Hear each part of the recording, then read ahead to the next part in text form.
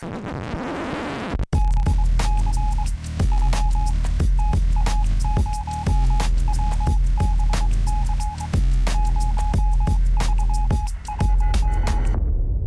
is all good. Okay, Good or- we're not live, but welcome to Ketchup with Domtomato.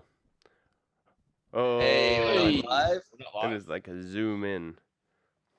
No, all the internet is just dying right now. So, Okay. Well, we'll roll with it anyway. Welcome to today's show. I'm Domtomato. The person that I'm catching up with this week is James Wise. Otherwise known as Wisey. Yes. Well, what is your full name? James. Oh, do you want to know my middle name? Yeah, man. I want to know your name. My middle name is Daniel, Daniel. and my last name is Wise. But yeah, most James people would know me as Wisey. Most people actually don't know my first name. It's usually like get introduced as Wisey, and then a That's year it. or two down the track, they're like, oh, we'll hear my name as James, and be like, who? What? Who? Yes. Yeah. So James Wise. And how long have you been doing parkour for? Probably started when I was 14, 15. I'm now 29, so sort of 15 years, but I've had like a little bit of time off doing other things, exploring other sort of movement-based things, not like way of the rope sort of stuff, but We'll get Yeah. there eventually. You know, there's still time left Still in your going. life to explore the way of the rope. sort of like weightlifting and snowboarding sort of thing. But then yeah, started parkour, freerunning stuff back up again, maybe 7-8 months ago now. Antec sort of got me back into it with going to the homewish gym sessions, like working on flips again, and sort of retain that over the years. But yeah, so I'd say, I don't know. For those of people who don't know, I mean that gives a good summary of the training. For Yeah. those of you who don't know, Antec is one of the Sydney parkour OGs. Like Wisey here, when we were teenagers, we all started training together in Sydney. Antec, I guess, I feel like was the most talented of us all. Yes. He was always like the pinnacle of 100%. technique and movement. That I was always trying to emulate like his front flips, and any of his techniques were just so clean. Yeah, he was really calculated and well thought out. And so shout out Antec. Hope to see you out more as well. So the other thing that I like to ask people is 3 words to describe yourself. Okay, well, I've had 24 hours, maybe 48 hours to think about it. Yeah, because I said it yesterday before we were meant to do the show, but then we had technical difficulties. Jarran Zen. Jarran Zen. That's a good time. And then in true fashion of myself, I thought of 2 of them, and then That's not enough, Wisey. Yeah, but then I thought of the other one just before, so it was like Perfect, stuck the landing. Yeah, so the Right. first one was obsessive. The other one was very critical, hypercritical, self-critical. And then the last one was procrastinator. Procrastinator. Yeah. It's very That was I the guess last one. self-deprecating in a way. You're like you're very humble about you're like my words are things that are kind of also inconsistencies. yeah, Yes. people usually put like their best traits on there. They're like, I'm honest, I'm loyal. Yeah, but like that's giving, super lame. compassionate. No, I like it. But It's like very real. I do all those things too, but it's like Yeah. no one wants to hear that shit. But that's not my traits, man. That's That's not not me. That's not me. That's not who I am to a core. Yeah, it's it. Yeah. Well, so speaking of being critical, I guess to give a critical analysis, what would you say the main differences between when you started training and what you see training now? Like, if there was just a big standout difference, one thing that's from when you started in like 2007 time to now coming back into training in 2020, 2021. The biggest difference I would say is the focus now is more on linking movements together, linking longer lines together, linking sort of intricate movements. Before, when I first started training, it was more completing big single movements or mental challenges that were sort of a one precision, one arm jump, cat precision, whatever it was. Now it's like you do that and then all this other stuff as well. So it's like the level is just, it's like add movement, and now, it's I think that's how it's progressed mostly. So yeah, for you the standout things like connectivity, the linking between movements and the understanding of how to do those different techniques now has evolved. Yeah, for sure. Like everyone's skill set is so diverse now as well. Like it's not, back in the day, everyone like people would have know a main thing. You'd have a main thing, and you'd be sort of known for that, and you'd always be trying to work on stuff. But techniques were so new, and quite foreign to the body as well. Like yeah, before, for sure. when we started, like I have this distinct memory of a session. I'm not sure if you're there at instructor training. Yeah, I was going to mention that. Where we were breaking down the technique of a stride. Yeah, because it literally like just come out. We'd seen Phil on YouTube, like where, you know, we all started learning techniques from basically like mimicking people's stuff on YouTube. We're like, oh, well, we've never really seen that before. I guess, yeah, you can just stride across with 1 foot. And then we were like trying to break it down and then incorporate that into, you know, the next instructor session. Yeah, yeah. And that's like tinkering with things from how much height and how much rainbow the jump has, or how much arc you have during the jump, to where you land on the foot, to where you land on the wall, arm placement. I remember at the time, I think we were like, no wrong ideas at this point. And I was like, I'm just going to swing both arms forward and see if that's more effective for the stride. It wasn't. It was very janky, but it's like we were literally experimenting with the technique to see how we could then translate those techniques to teach them. Yeah, for sure. And then whereas now, like that technique is known, it's practiced, it's been developed over so many years that when it comes to someone, say, new coming to learning parkour, you know, it's a lot easier obviously now to pick up and I think progress through a lot of the basic movements, because you're learning from people that have had, you know, 10 years experience instead of learning from pictures or GIFs or little videos on Google Video when that was still a thing. You know what I mean? Like You know, YouTube when it first started, like that was. Remember the breakdown, like piece by piece. Yeah, like you'd watch like little tutorial. Yeah, you'd watch like little pictures. Like, you know, you go to an exercise park and they have like the instructions. They're like, this is the push-up thing, and then you go down into this position and push back up. Yeah, like a comic book panel. That's how there was some of the old parkour instructional. That's pieces. I distinctly remember learning how to Kong back in the day was from the Urban Free Flow website. We just had like a little picture breakdown of how to do it, and then I'd learn in my bedroom, like trying to do it over my bed, and it was very hard just looking at pictures and going, all right, I've got to go from that position to that position, like standing to, you know, stretched out like that, and there was no breakdown in between that. It was like, you know, just work it out. But jeez, okay, so totally off topic. I just pulled this scrunchie off the back of my head because we were doing an interview for Fox Sports this morning, and just before the interview, I was like, haha, look, a scrunchie. I put that in my hair, and we were laughing about it, and I forgot that I had it. I did notice you had a white scrunchie on. I thought it went quite well with the white shirt. The whole interview. It was intentional. No, it was like, oh, this would be funny, but then I forgot. And then I did the whole Fox Sports interview from a 45-degree angle with this white scrunchie in my head. That's amazing. What do you do? Yeah. Own it. Nice. I'm a male model. Whoosh. Yeah.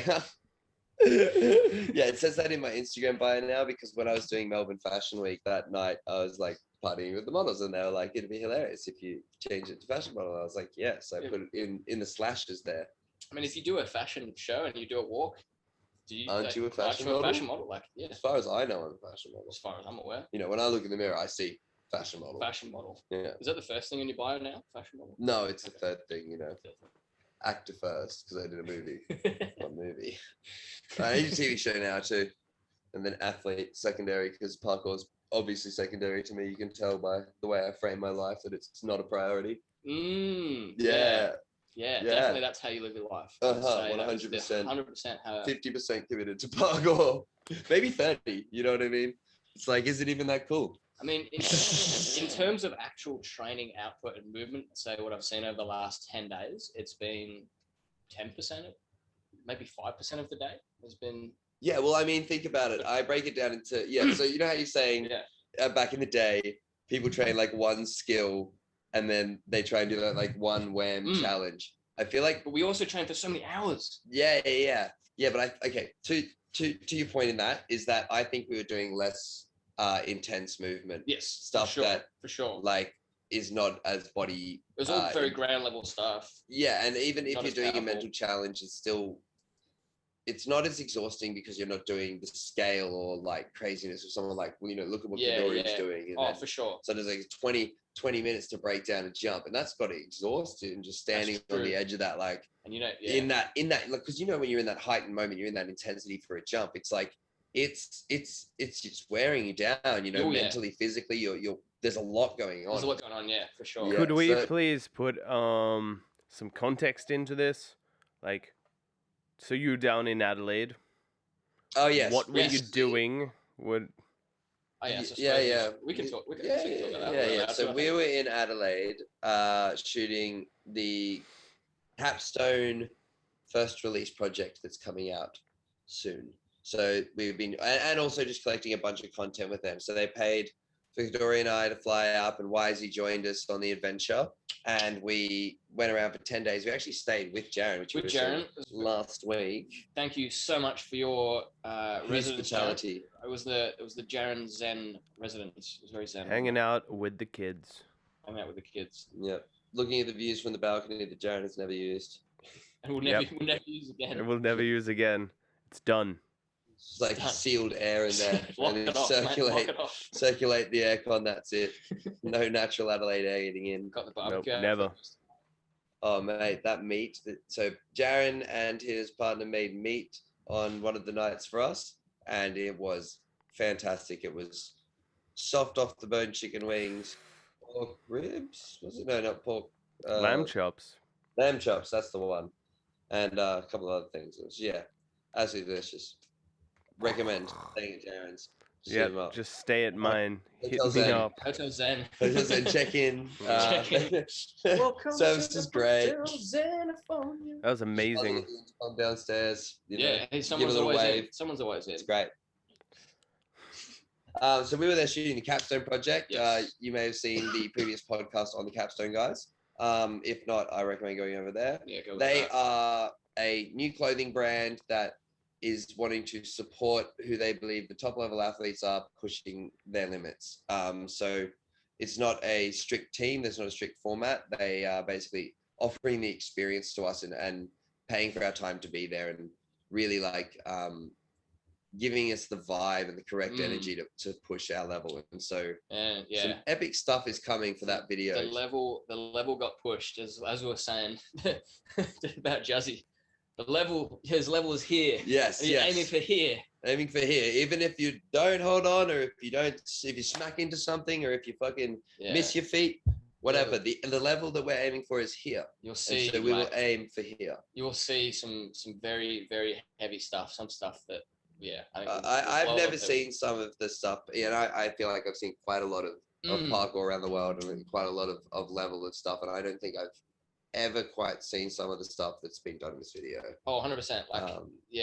I've since come back to training sort of 8 months ago, whatever. I've been hanging out with you guys, Kadori, and you quite a lot in training, and a lot of that stuff you've been doing has been very like mind blowing. And then seeing you guys for 10 days back to back, just the level was definitely pushed. Thanks, man. I reckon. Yeah. And, I mean, like so on the shoot we had Sam Carter. Yep.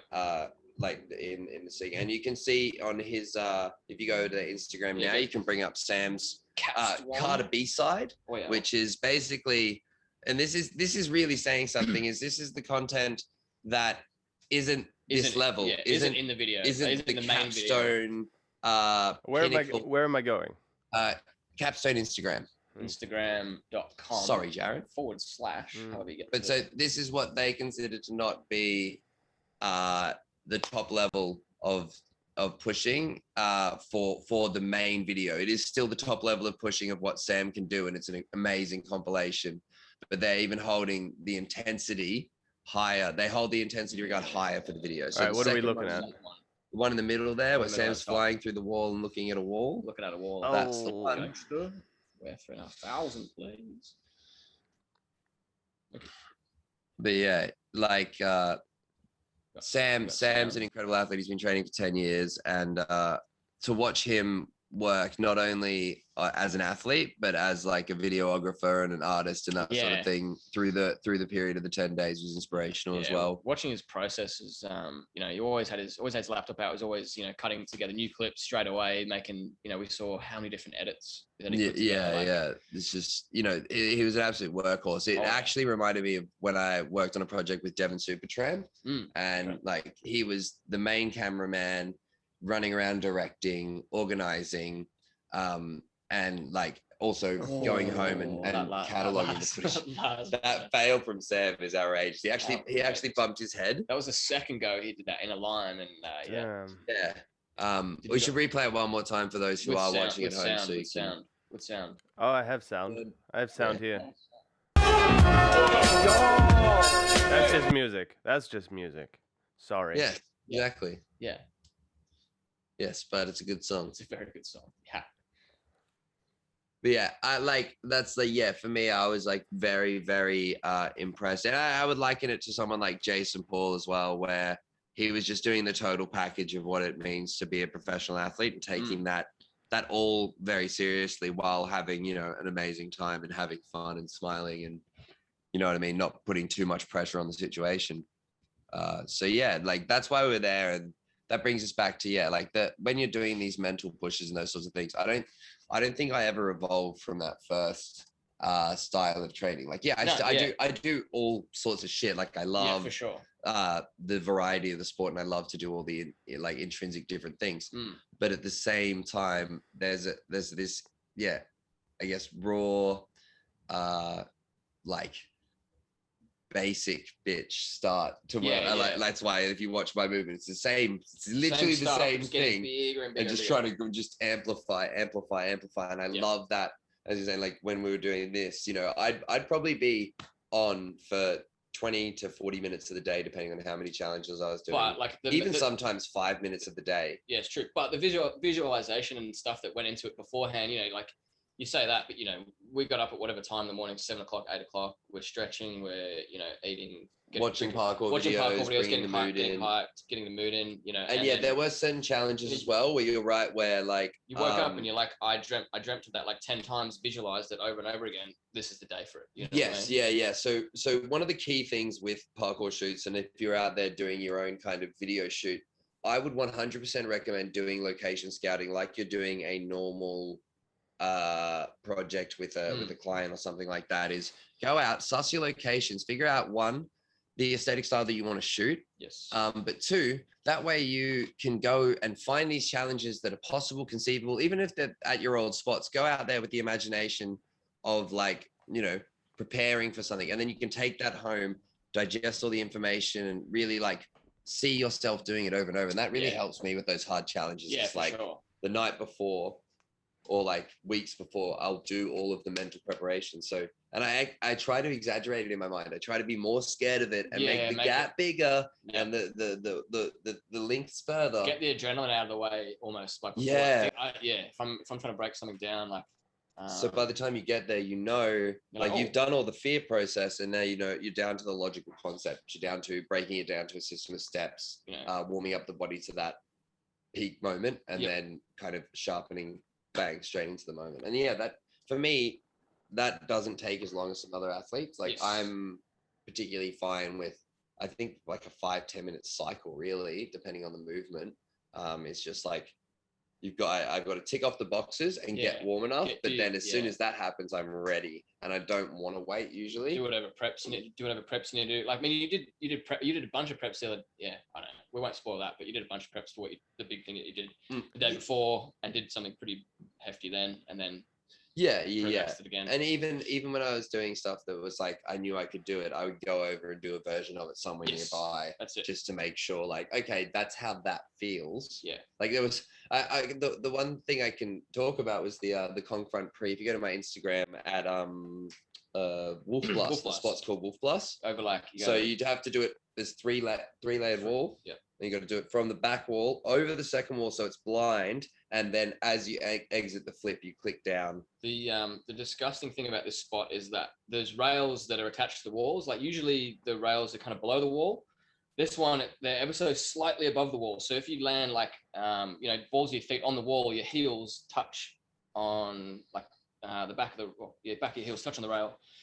And so having bigger feet, that actually is a comfort for me. Is like if I do just hit the toes of the wall, my arch will hit the rail, which and at the right angle won't be painful, right? It's really nice for really nice for landing on like that because it makes it like a thicker wall, but it's really gross for taking off.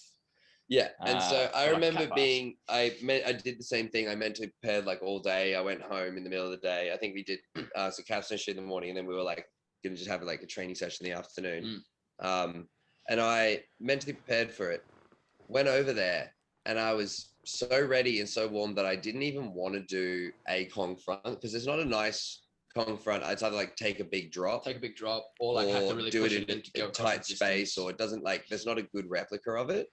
And I was like, man, I really just want to do it. But then Wisey and I decided in that moment, like, you know what, it's better to do the one with the big drop and actually just roll out just a sense Like you just have to know. You know what I mean? You have to do. If you do those things, it's going to be so much safer. Yeah. Right. If your first send that you do is the movement the first time, like with that Kong front pre, like if you just go for the Kong front pre and you've only done the Kong pre, they're totally different moves. Totally different. They feel so different, and you come down on the wall differently. Yeah. So if you're trying to figure out your rotation point for the first time think about landing on the wall. Yeah, exactly. You don't want to be combining those two things for the first time. You want to break it down to the steps. So break it down into that rotation point, and then got that. All right, cool. Now so I remember standing at the top of the one where I have to go straight to the floor, and I was like, and you were like, just you got to do it. And I was like, I'll just do it. Like to know that your mentality and all of that stuff is like, don't think about the landing as much as think about the takeoff and the first movement. So like, you tell me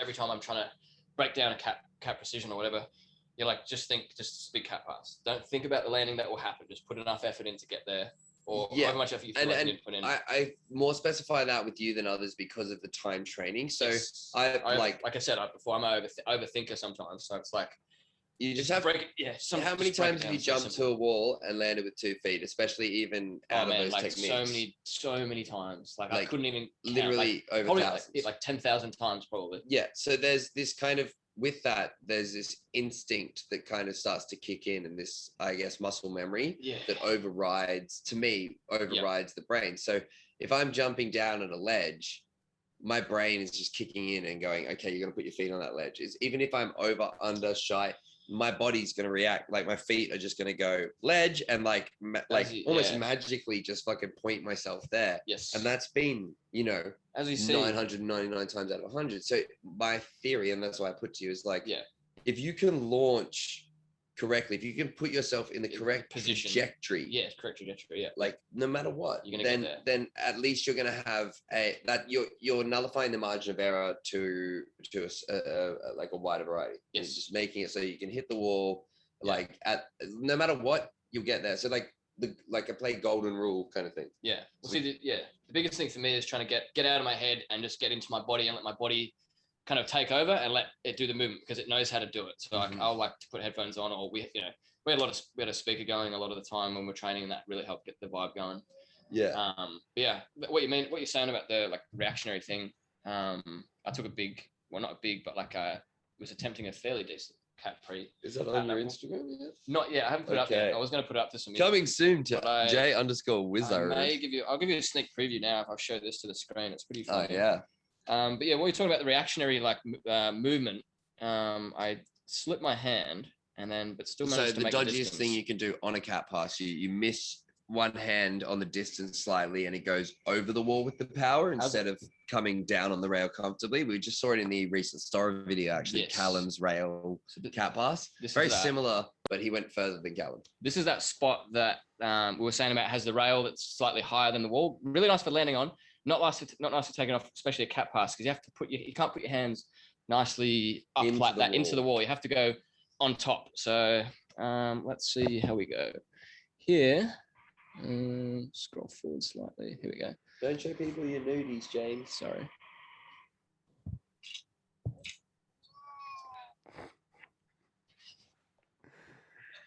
I still laugh at that. It's so fucked up. Oh. So we go. To summarize for people, we can just describe it. Use your words, James. Use your words. Use your words. What happened? So once the hand went over the wall, we're gonna do a little preview by the side there, like that. Here we go. This is high-tech stuff, boys and girls. What's this? Whoa! All right. So as I get to here, let's get stable. As I get to here, my hand slips off the wall because I put a little bit too much power in right at the end. Also, just if you can see, which is very hard on the phone screen, you have to come in at an angle because a gate restricts your run up. So you're coming in diagonal. It's a gross angle, and then you're also hitting the wall at an angle as well. The wall's curved, and you're hitting it at an angle. But clip my knee as well as I slip my hand, which is pretty classic when you do a hand slip. And then I'm still, here we go. I'm going over that. That's a fairly hefty drop in the middle there. I don't really want to fall into the bush, but I just managed to kind of stick my leg out and reach for the landing. Got my hands on the big pillar there and also bonked my head slightly. And then just craned it. You've been doing, so what I noticed with the big difference between your training before and your training now is your knowledge of body and your mobility exercises and I've been doing a lot of that. strength and conditioning to go behind the movement. That's why I could literally landed on one leg, took that whole impact on my right leg and then craned it like a pistol squat essentially. And you've been doing like a lot of hip flexor and ankle mobility exercises where you're taking the toe over the knee. And lots knee over the toe. Lots of that stuff recently. Over the last sort of getting back into training to sort of correct my knee and hip and alignment and stuff, and everything's kind of just coming into line now. Everything's kind of coming up nice. Been rehabbing my ankle for a bit. That was most of the trip, was rehabbing my ankle, and then literally yesterday it started to feel like good.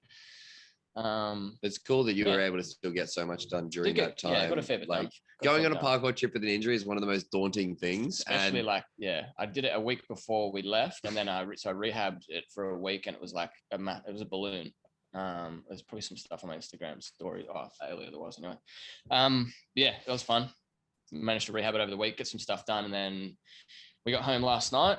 Yeah, late at night. Had an awesome time with Carter and Justin. Caught up with some old friends like Fraser, who you had on the podcast when we were down there. Previous week.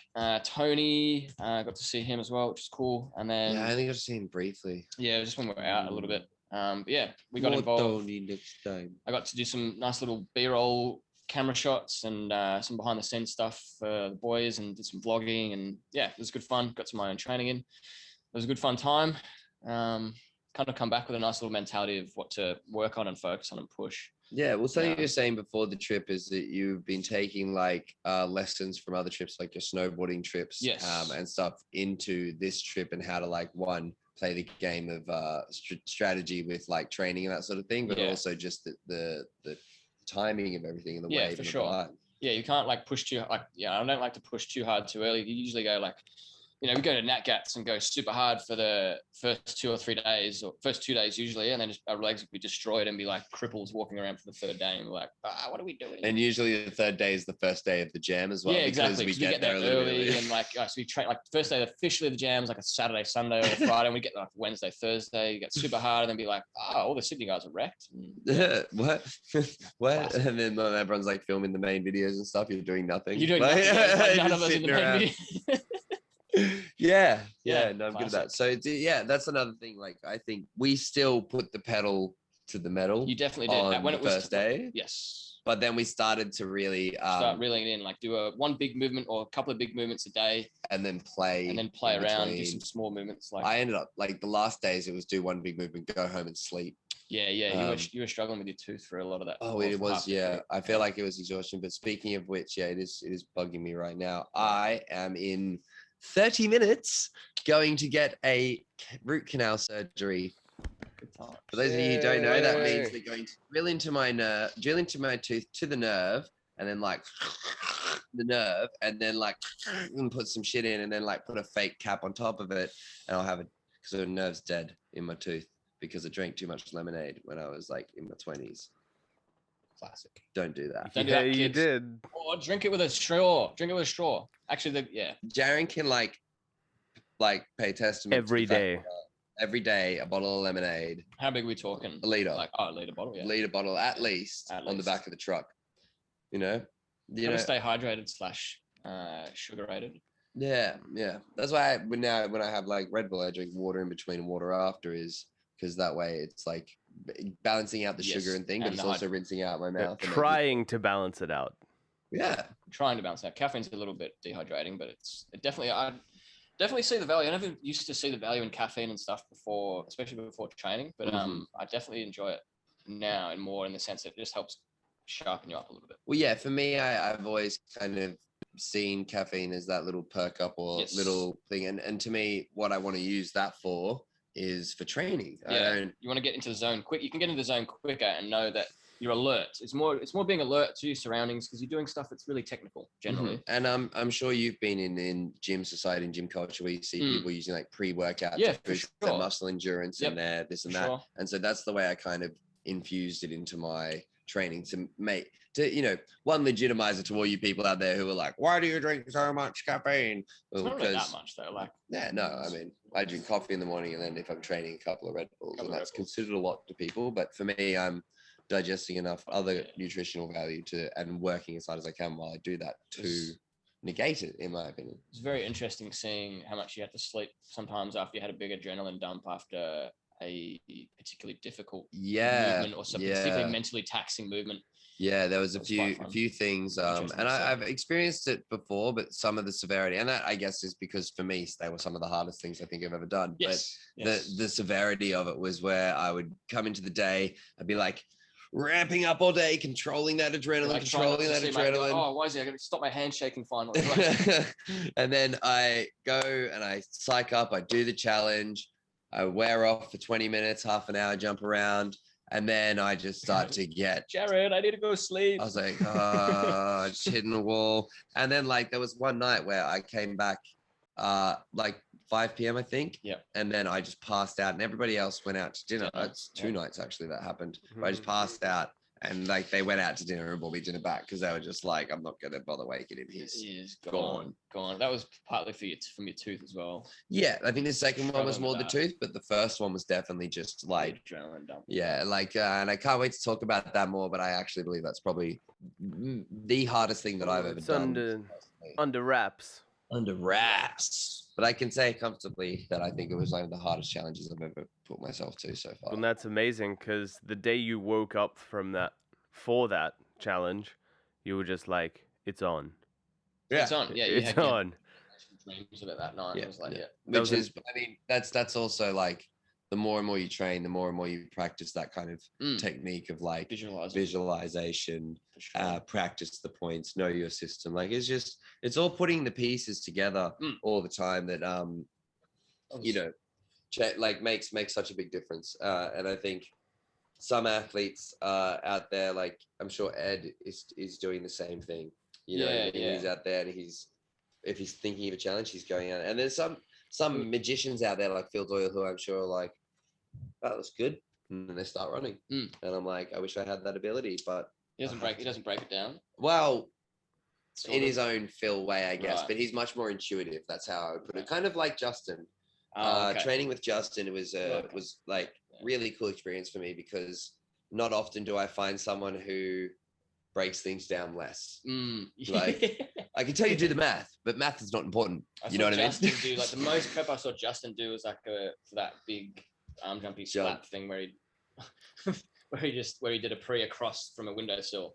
The least prep I saw him do was throw a tennis. Well, I didn't see him do it, but he threw a tennis ball at the wall and then was like, "Oh yeah, cool. That works." Yeah. So what a guy. What a guy. That was pretty fun. But it's like even when I was training with him in Melbourne, it's like one of those characters, and I'm sure maybe if you've been training for a while, you've come across this. Is like someone who it's almost a struggle to film them when you're not like when you're just vlogging or something like that because they're not looking to be filmed. They're just like, I'm going to do this jump now, and they start jumping.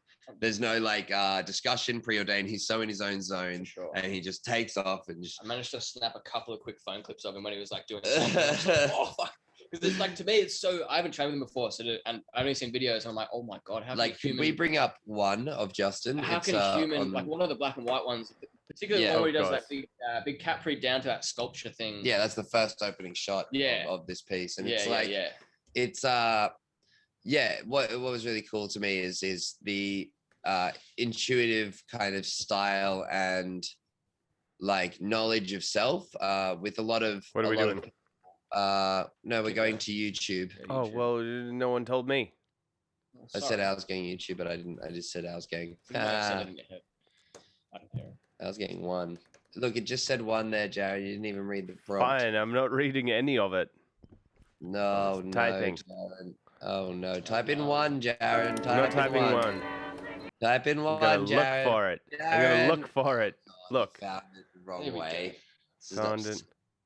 Oh, here we go. But so and his interest is what pushes me mentally, what pushes me physically. Yeah. And that's, some athletes like to stick to it as a more strict training methodology. That's what I've kind of, since coming back, I'm trying to work out what I enjoy doing, what I want to do with my training, and going on this trip's kind of helped me figure it out, especially training with Justin, and he kind of, a lot of the stuff he does I enjoy doing as well, so it's kind of got me through the choppy video. Yeah, I don't know if it's choppy on your end, guys. I apologize if it is so. Nope, but it's perfect on our end. You just have to pretend that it's not lagging on yours. What? I swear he did both of those like a year and a half before me. Yeah, Like he was in I England didn't realize Justin was stomping only around. Justin was only like 22, and this is 2018. A lot of this would have filmed in 2017, so that's like 4 years ago now. So he would have been 18. like 18. Yeah. Horrendous. Yeah. He's like got this like weird amazing elasticity. like amazing elasticity, and this is I love this. This is hilarious. But also, so yeah, that was really good. We had a good little. Can we talk about today? Fox. Oh yeah. That was pretty fun. Fox Sports interview this morning where they're doing a piece on me. I think just around parkour and the benefits it can have for the young people in the sport and that sort of thing. Yeah, that was pretty fun. Got to do some moves on camera for some slow motion stuff. Hopefully they use it. Yeah, I mean, they interviewed everybody that came down, and it was really it seemed really based on the community and the sport flourishing in Sydney and that sort of thing. So it was really nice. I was really grateful to that because I like to make sure that my community is strong and solid and doing bits. Especially now that I am going to leave in 5 days. I'm going to Turkey. I'm going to do a Red Bull project, and I'm going to see Benjamin Hazal. Bam. Yeah, that's a good song. That's probably my favorite song so far. Benjamin Hazal. Oh, what a fucking sick team of people. And also, I think the people we're shooting with are the people I did the Egypt project with. Oh, true. Who are like a fantastic group of individuals. Like Stellation, I believe the production company is called. They're just kind of like that. More street vibe. They seem to understand the essence of it more, which really makes a big difference when you're doing something like this.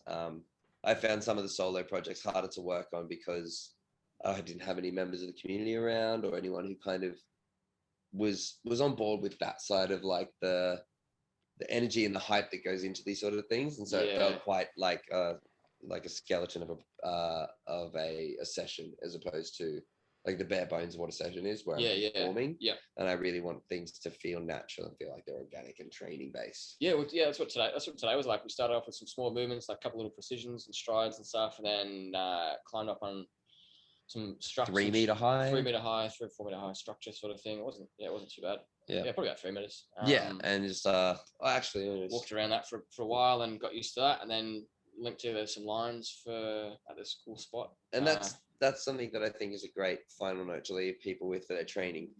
I would say doing something simple and mentally challenging is a great way to start your session because it switches you on. I always like to do that. So like you would have seen the other day when I was trying to do that small precision to the wall, like over that little bit of a drop and then speed step out, but testing my ankle. I like to do one thing like that that's a little bit mentally taxing for me, a little bit mentally challenging to start the session, and then that gets you switched on. Like you said, you should always do something within your range that's easy. We were just balancing on something sort of this wide height after balancing and striding around on some small concrete walls that were about the same width. So it was like applying that same thing at height and getting mentally switched on. I just found that was a great way to open up your day and start your session. By the time you're up there and your blood's pumping, your brain's also firing. Yes, and you're not doing anything that is like you really try to aim that within your skill range, like base skill, balancing along a rail. I haven't done doing a precision between two walls that have safety on each side. Yeah, but just pushing that mental capacity. That was I haven't done something balancing at that height for a little while, which was a really nice way to warm up. I wouldn't normally have done it had you not made us do it. Not made us do it, but suggested.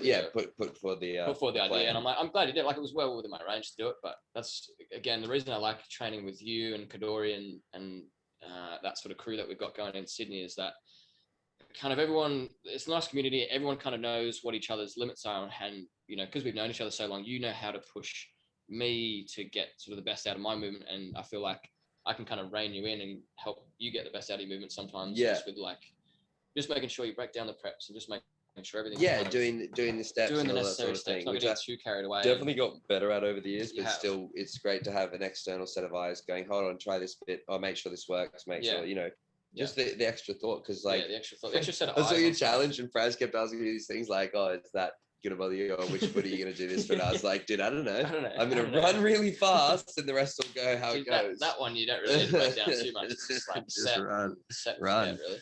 Yeah, set and forget. That's I like that. Set and forget. All right, kids, we're gonna leave you there, bro. Thank you for coming on board. No worries. Thank you, Jarran. Thank you, Jarran. Again, thank you so much for having me, Adelaide. I really appreciate sleeping on your floor. And cushions. And cushions. And cushions. And, coming and going at all hours and eating. Well, I didn't really eat your food, but yeah. But you get you get it. The hospitality that we had, it was really cooking your really food good. with his utensils. Exactly right. Hey, Thank all right, you. folks, take it easy. Watch out. We're outta Bye. here.